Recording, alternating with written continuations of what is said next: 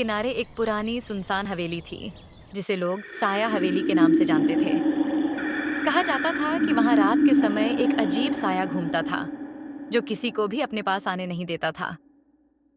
गांव के लोग उस हवेली के पास जाने से डरते थे, लेकिन एक दिन एक युवक अर्जुन ने तय किया कि वह उस साये की सच्चाई जानकर रहेगा।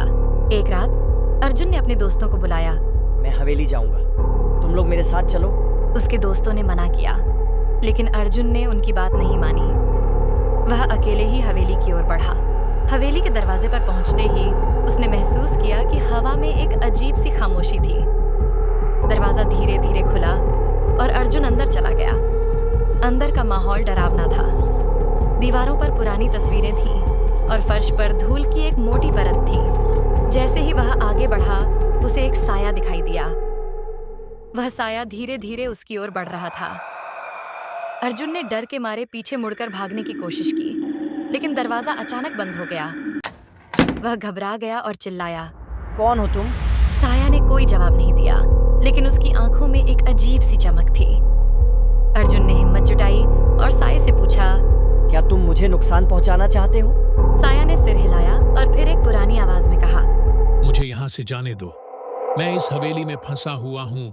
अर्जुन ने सोचा कि शायद यह साया किसी की आत्मा है जो यहाँ बंधी हुई है। उसने कहा, मैं तुम्हारी मदद करूंगा, बताओ मुझे क्या करना है? साया ने कहा, उसे हवेली के रहस्य को जानने वाले को ढूंढना होगा। अर्जुन ने साया की बात मानी और हवेली के अंदर खोजबीन करने लगा। उसे एक पुरानी किताब मिली जिसमें हवेली के इतिहास के बारे में लिखा था।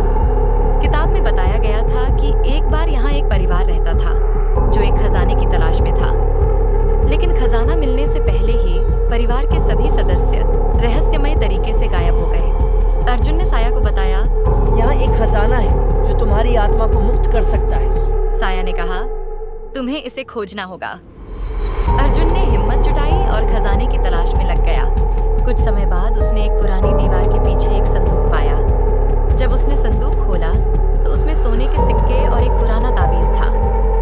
जैसे ही उसने ताबीज को उठाया, साया ने एक तेज चीख मारी और धीरे धीरे गायब होने लगा। अर्जुन ने महसूस किया कि साया अब मुक्त हो चुका है। हवेली का माहौल अचानक बदल गया और दरवाजा अपने आप खुल गया। अर्जुन बाहर निकला और राहत की सांस ली। गांव लौटकर उसने सबको बताया कि साया अब आजाद हो चुका है। लेकिन जब उसने हवेली की ओर देखा तो वहां एक नई तस्वीर थी, अर्जुन की। क्या वह भी कभी उस हवेली से निकल पाएगा? यह सवाल हमेशा उसके